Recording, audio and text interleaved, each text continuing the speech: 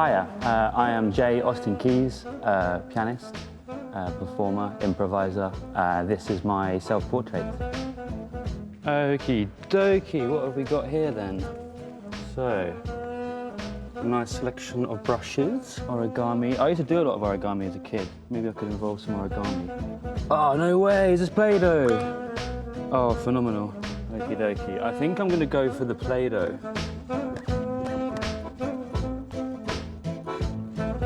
Okie dokie. So my name is Jay Austin Keys. I'm a pianist, a performer, an improviser, arranger, general musician, and keyboard piano teacher.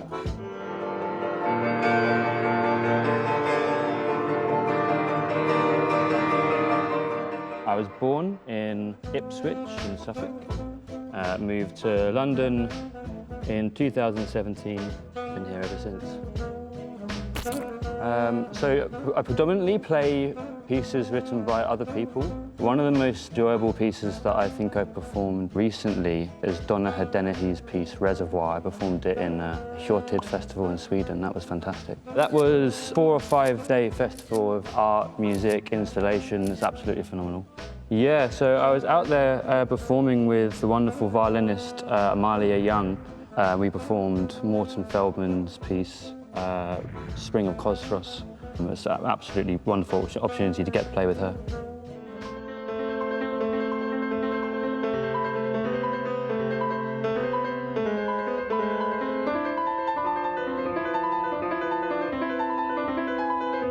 Oh, great question.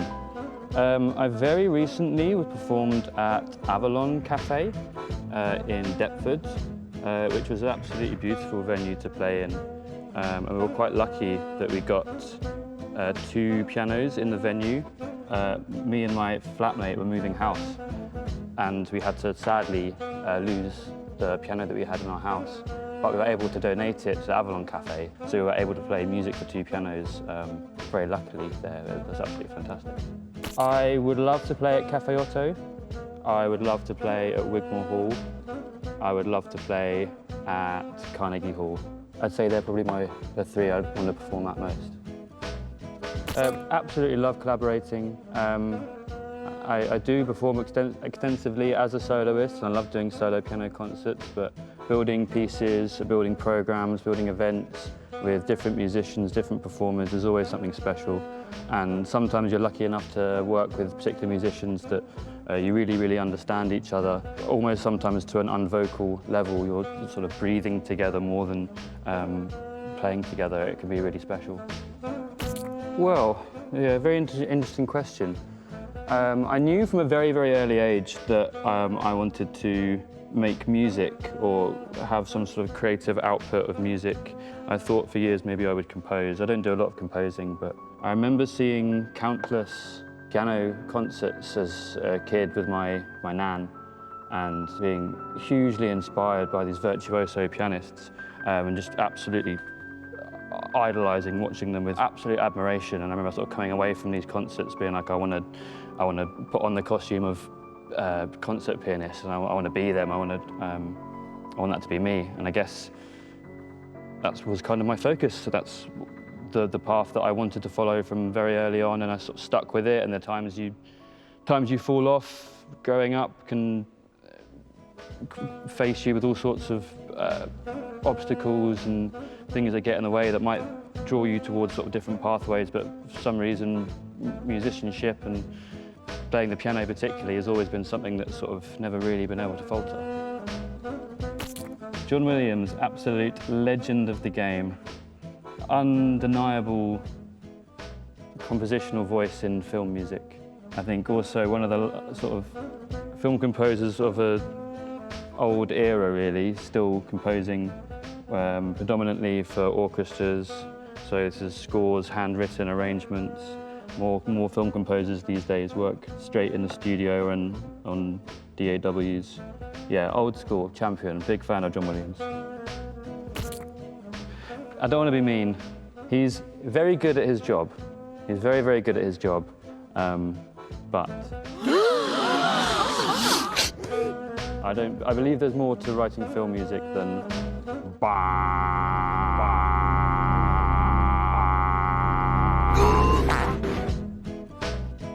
say no more.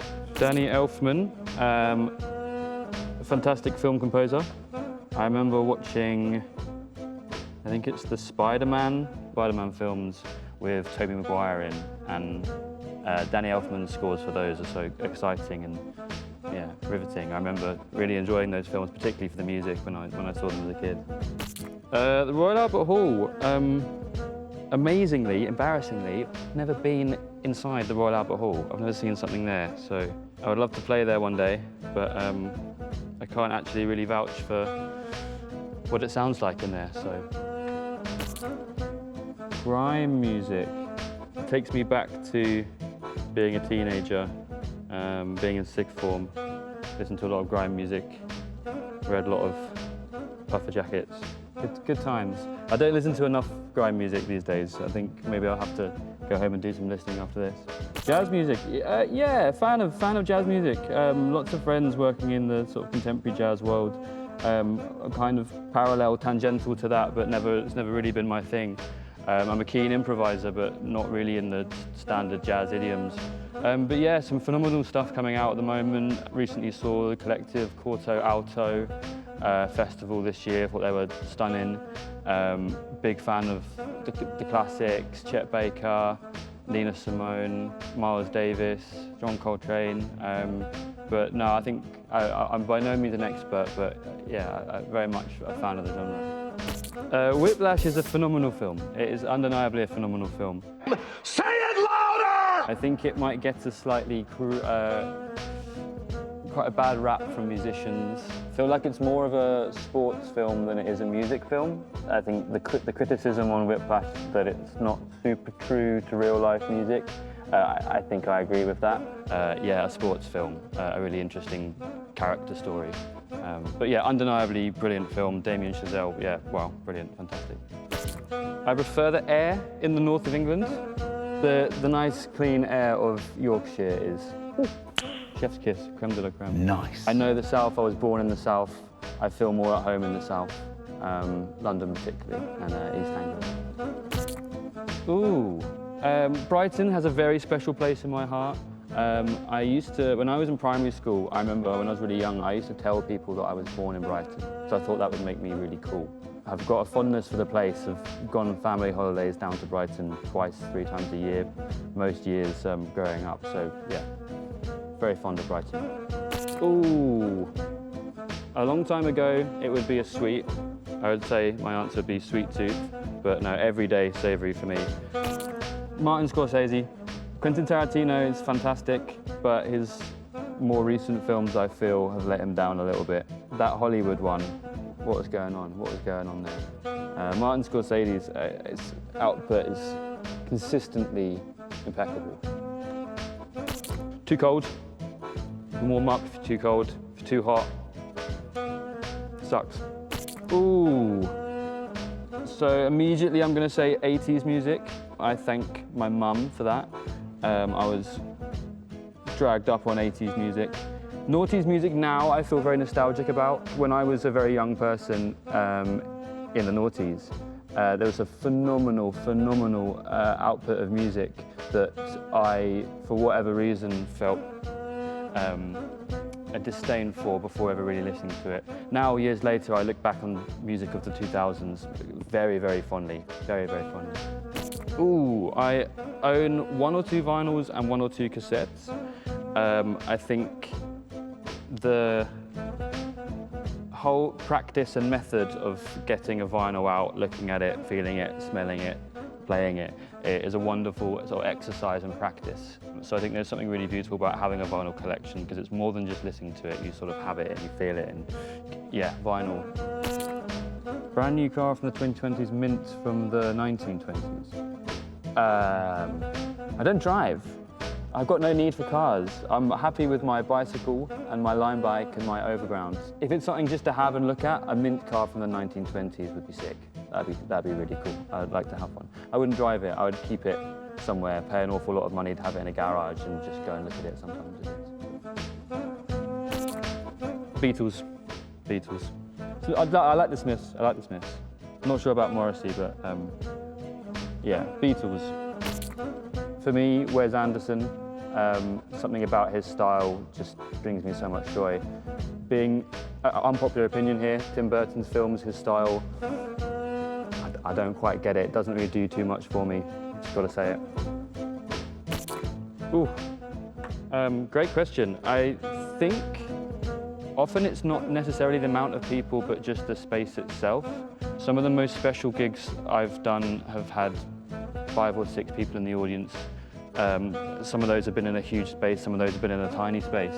If you can get every single person in the room to really lean in and engage and listen to you, and you feel the kind of the silence of an audience who are really engaged in your music, that's really special. If you can get that with hundreds of people, fantastic. If you can get it with 3 people, and one's your mum and one's your nan, that's absolutely fine for me, So, this is my self-portrait. Can you see the resemblance? I've got my nose ring in there, my ear piercing is in there as well, and I've managed to capture my devastated sadness and my resemblance to a clown. Alrighty, I am Jay Austin Keys, and this has been my self-portrait.